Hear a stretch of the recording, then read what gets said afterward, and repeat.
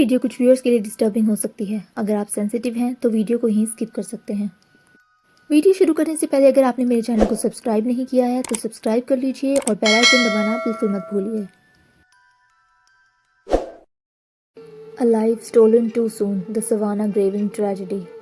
19 अगस्त 2017 को यूएसए के north Dakota Fargo में शनिवार का दिन था जब 1:30 पर एक 22 वर्षीय लेडी सवाना ग्रेविन अपनी मदर को टेक्स्ट करती है कि वो अपार्टमेंट नंबर 5 में अपने नेबर की स्यूइंग प्रोजेक्ट में मदद करने जा रही है। दरअसल सवाना को एक ड्रेस ट्राई करके उसकी मेजरमेंट देने में उनकी हेल्प करनी थी, जिसके बदले में वो उन्हें $20 ऑफर कर रही थी। 2:30 पर जब सवाना की मां नोबर्टा ग्रेविन घर पर आती हैं तो सवाना तब भी घर पर नहीं थी। नोबर्टा सवाना के ब्रदर को अपस्टेयर्स जाके अपनी बहन को चेक करने के लिए कहती है क्योंकि अपेरेंटली सवाना उसे कार में कहीं छोड़ने वाली थी। सवाना का ब्रदर जब ऊपर जाके नॉक करता है तो कोई दरवाज़ा तो नहीं खोलता, पर अपार्टमेंट के अंदर से स्यूइंग मशीन की आवाज़ आ रही थी। अब वो वापस जाके अपने फादर को ऊपर लेके आता है। वो फिर से नॉक करते हैं और लकीली इस बार एक विमेन आंसर करती है और बताती है कि सवाना को थोड़ा टाइम और लगेगा।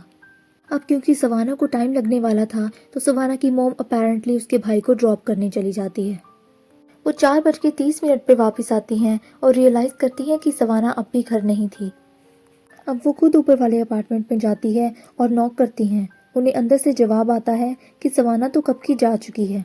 ये बहुत ही स्ट्रेंज बात थी क्योंकि जो पिज़्ज़ा सवाना ने वहाँ जाने से पहले ऑर्डर किया था वो अभी भी किचन में ऐसे कैसा पड़ा हुआ था और सवाना की कार भी पार्किंग लॉट में खड़ी थी। अब नोबर्टा को चिंता होने लगी क्योंकि सवाना कहाँ जा सकती थी। ऊपर से वो 8 मंथ्स की प्रेग्नेंट थी। वो चलकर तो कहीं भी नहीं जा सकती थी क्योंकि उसके पैरों में सूजन आई हुई थी। और सबसे बड़ी बात, सवाना इतनी गैर जिम्मेदार तो बिल्कुल भी नहीं थी कि ऐसी हालत में किसी को बिना बताए निकल जाए और सबको परेशान कर दे।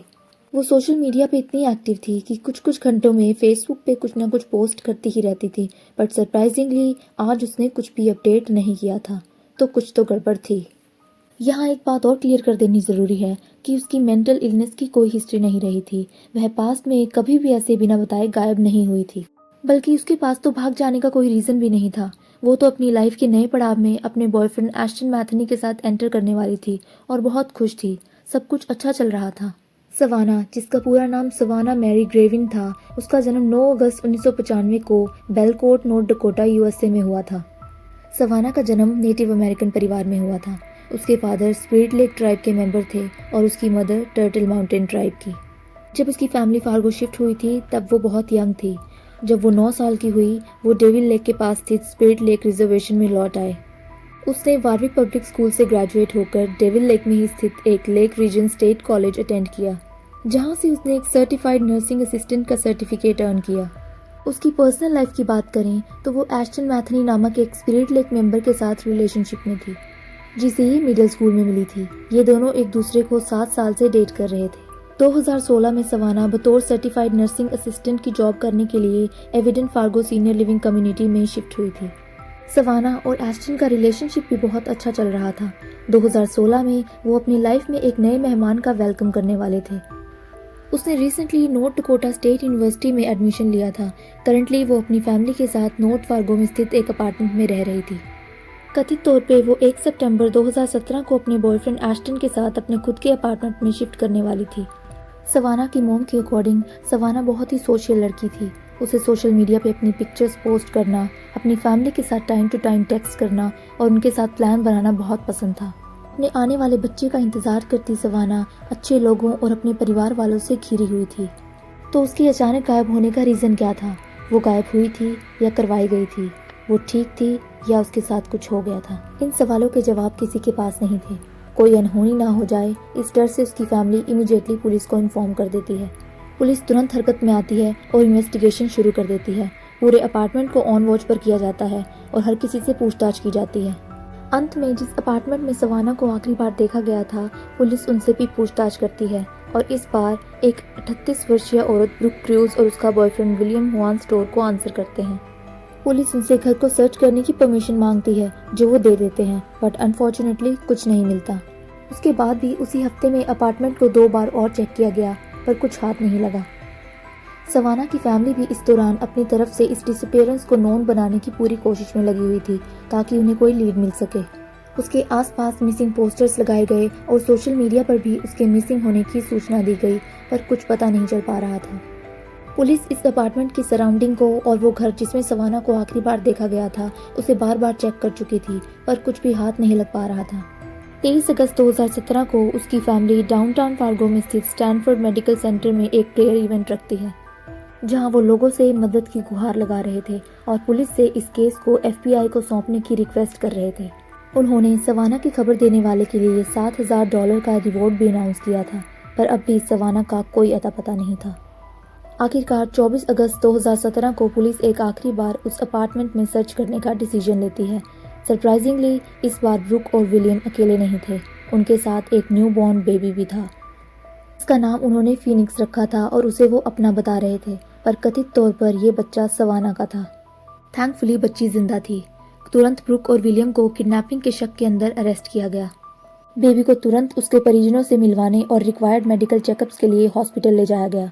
दूसरी ओर ब्रुक और विलियम से डिटेक्टिव्स द्वारा क्वेश्चनिंग का सिलसिला शुरू हो चुका था। पूरी बिल्डिंग को सीज कर दिया गया और एविडेंस की तलाश में पूरी बिल्डिंग में सर्च शुरू हो गई थी। बच्ची के बारे में पूछने पर ब्रुक बताती है कि 2 दिन पहले सवाना ही उसे इसे देकर गई थी। सुनने में बहुत अजीब लगता है क्योंकि सवाना अपने आने वाले बच्चे को लेकर बहुत खुश थी। वो ब्रुक को अपना बच्चा क्यों देगी? ब्रुक की इन बेसलेस स्टेटमेंट्स पर विश्वास करना इसलिए भी मुश्किल था क्योंकि वो खुद दूध की धुली हुई नहीं थी। ब्रुक विलियम से पहले एक एरन नाम के आदमी के साथ थी, जिससे उसे एक बेटी भी थी। इन्वेस्टिगेशन के दौरान एरन एडमिट करता है कि हालांकि ब्रुक क्रिमिनल मानसिकता वाली तो नहीं थी, पर उसने अपनी खुद की बेटी को बिना किसी चाइल्ड सपोर्ट के एरन के पास ही छोड़ दिया था। और वो बताता है कि उसके 3 बच्चे और भी थे जिसे उसने अपनी बेटी की तरह ही इग्नोर कर दिया था। दूसरी ओर विलियम भी कोई सेंट नहीं था। 2011 में उसके एक बच्चे को उसके स्कल पर फ्रैक्चर आया था। उसे हॉस्पिटल में ले जाने के बाद पता लगता है कि वो फ्रैक्चर कोई चोट लगने से नहीं बल्कि मार खाने से आया है। इसलिए एरन पर चाइल्ड अब्यूज के चार्जेस भी लगे थे और 2012 में तो वो गिल्टी भी पाया गया था। पर ब्रुक भी टॉक्सिसिटी के मामले में कुछ कम नहीं थी। उससे सीवियर टेम्पर इश्यूज थे। एक बार तो उसने एक आर्गुमेंट में विलियम को हैमर से मारने की धमकी भी दी थी। विलियम और ब्रुक 2014 से एक दूसरे के साथ थे, पर उनका रिलेशनशिप बहुत ही उतार चढ़ाव भरा रहा था। 2016 में विलियम को ब्रुक को असॉल्ट करने का दोषी भी पाया गया था, क्योंकि उसने एक लड़ाई के दौरान ब्रुक को बाथटब में फेंक दिया था, जिसके कारण उन्हें 1 साल तक नो कॉन्टैक्ट में रहने का ऑर्डर मिला था। और 6 महीने के बाद जब उन्हें एक बिल्डिंग में साथ पाया गया, तब इन पर नो कॉन्टैक्ट ऑर्डर को वॉयलेट करने का भी चार्ज लगा था। तो पॉसिबल हो सकता था कि वायलेंस की हिस्ट्री रख चुके ये दोनों लोगों ने सवाना को अपना शिकार बनाया हो। पर सवाना आखिर थी कहाँ? इस सवाल का जवाब मिलना अभी भी बाकी था। खोज अभी भी जारी थी। इस तलाश का अंत भी जल्दी होता है जब 27 अगस्त 2017 को रविवार शाम 5:45 पर 2 कायाकर्स को रेड रिवर में कायाकिंग करते हुए एक लाश मिलती है, जिसे प्लास्टिक से लपेट के एक लॉग के साथ टेप किया गया था। जब बॉडी की शिनाख्त की जाती है तो पता लगता है कि वो सवाना ही थी। अपने आने वाले कल के सपने देखने वाली उसकी फैमिली और उसकी बच्ची और उसके बॉयफ्रेंड की तो दुनिया ही उजड़ चुकी थी। जब ब्रुक को इस बारे में बताया गया तो वो क्लेम करती है कि जब सवाना उसके पास अपार्टमेंट में आई थी तो उसने उसे सिखाया था कि कैसे खुद का वाटर ब्रोक करके सेल्फ इंड्यूस बर्थ को प्रोसेस करते हैं, और उसके 2 दिनों बाद वो न्यू बॉर्न बेबी उसको देकर चली गई थी। दूसरी ओर विलियम भी क्लेम करता है कि उस दिन जब वो काम से वापस आया था तो ब्रुक ने उसे आते ही एक न्यू बॉर्न बेबी से इंट्रोड्यूस करवाया था और कहा था कि ये उनकी फैमिली है। 7 सितंबर थर्सडे के दिन एक फ्यूनरल सर्विस हेल्ड की गई, जहां काफ़ी ज़्यादा लोगों का जमावड़ा लगा हुआ था। हज़ारों नेटिव अमेरिकन और Spirit Lake tribal chairwoman Myra Pearson भी वहां मौजूद थी। सबने सवाना और दूसरी स्वदेशी औरतें जो मिसिंग थी और मारी गई थी को ऑनर करने के लिए रेड टी-शर्ट्स पहनी हुई थी। अगले दिन सवाना की बेटी, जिसका नाम उन दरिंदों ने फीनिक्स रखा था, उसकी फुल कस्टडी सवाना के बॉयफ्रेंड और बच्ची के फादर एस्टन को मिली। इस दिन उसका ऑफिशियल नाम हैल्सी जो रखा गया। ट्रायल 2.5 महीने तक चलता है और दिसंबर 11, 2017 को ब्रुक को मर्डर की साजिश करने, किडनैपिंग और पुलिस को गलत इन्फॉर्मेशन देने के जुर्म में दोषी पाया जाता है। और फाइनली 2 फरवरी 2018 को ब्रुक को बिना पैरोल के लाइफ टाइम इम्प्रिजनमेंट की सज़ा सुनाई जाती है। अब वो इस भयानक जुर्म को कबूल करती है। उसके ये साजिश रचने के पीछे की वजह जानकर तो आप हैरान ही रह जाएंगे। दरअसल उसके और विलियम के बिगड़ते रिश्तों की वजह से विलियम उससे ब्रेकअप करना चाहता था, पर उसको ये मंजूर नहीं था। वो इस रिश्ते को बचाने के लिए बच्चे का सहारा लेने की सोचती है, पर कई बार ट्राई करने के बाद भी वो माँ बनने में सक्सेसफुल नहीं होती है। तब वो विलियम से झूठ बोलती है कि वो प्रेग्नेंट है, पर अब बच्चा कहाँ से लाए। तब उसकी नज़र 8 महीने की प्रेग्नेंट सवाना पे पड़ती है और उसके मन में ये घटिया प्लान जन्म लेता है।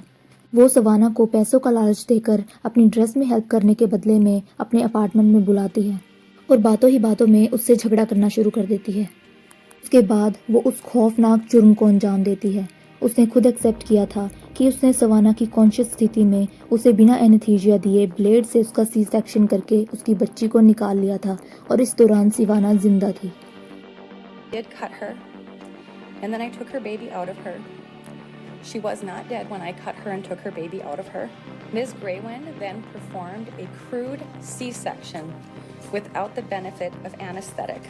कोर्ट में बैठा हर इंसान शौक में था कि कोई इतना क्रूर कैसे हो सकता था। Down the bathroom sink and fell. And that was when I went and got the knife. I started cutting the baby out. Is she still unconscious during this time? So she woke up. I continued cutting. And then I reached in and took the baby out. इसके बाद एक theory ये भी निकली थी कि William को eventually उसके झूठ का पता लग चुका था और वो उसे किसी बेबी को फोर्सफुली पाने के लिए प्रेशराइज कर रहा था। पर विलियम के अकॉर्डिंग जब वो उस दिन अपार्टमेंट में वापस आया तो उसने सवाना की बॉडी को ठिकाने लगाने और सबूतों को मिटाने में ब्रुक की हेल्प की थी, पर दुर्भाग्य से वो मर्डर में शामिल था या नहीं ये अभी भी मिस्ट्री बना हुआ है। फाइनली 4 सितंबर 2017 को पुलिस को गुमराह करने और किडनैपिंग के जुर्म में विलियम को दोषी पाया गया, पर उसका ट्रायल अभी भी बाकी था। उसने मौत की साजिश की थी या नहीं ये अभी साबित नहीं हुआ था। पर 28 सितंबर 2018 को 12 लोगों की जूरी की तरफ से ये फैसला भी आ जाता है कि हालांकि विलियम सीधे तौर पर मर्डर में शामिल नहीं था, पर उसे मर्डर के सबूत छुपाने और साजिश में साथ देने की वजह से लाइफ टाइम इम्प्रिजनमेंट मिलती है, पर पैरोल की पॉसिबिलिटी के साथ। ये घटना अमेरिका के नेटिव्स और स्वदेशी औरतों के मिसिंग एंड मर्डर्स केसेस के जस्टिस और सेफ्टी के लिए एक टर्निंग पॉइंट बनी। 2018 के अंत में एक नया बिल प्रपोज किया गया जो इस कम्युनिटी की विक्टिम औरतों को ढूंढने वाले रिसोर्सेज को इम्प्रूव करने और ट्राइबल, फेडरल, स्टेट और लोकल गवर्नमेंट फोर्सेज एजेंसीज की रिस्पॉन्सिबिलिटी को क्लैरिफाई करने में मदद करेगा। सवाना एक्ट नाम के इस बिल को 10 अक्टूबर 2020 को प्रेसिडेंट डोनाल्ड ट्रंप द्वारा लॉ में साइन किया गया। सवाना की बेटी हाल्सी जॉय, जिसने दुर्भाग्य से अपनी मां को कभी देखा नहीं था, वो अपने पिता और सवाना के परिवार की देखरेख में बड़ी हुई।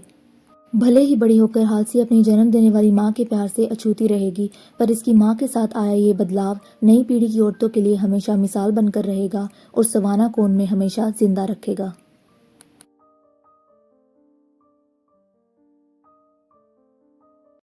आज के लिए बस इतना ही दोस्तों। उम्मीद करती हूँ कि आपको वीडियो पसंद आई होगी। फिर मिलते हैं एक ऐसी ही ट्रू क्राइम स्टोरी के साथ। तब तक चैनल को लाइक, सब्सक्राइब और कमेंट करना ना भूलें, क्योंकि आपका सपोर्ट जरूरी है। I got nightmares in my head, I fear that the thoughts build up until I can't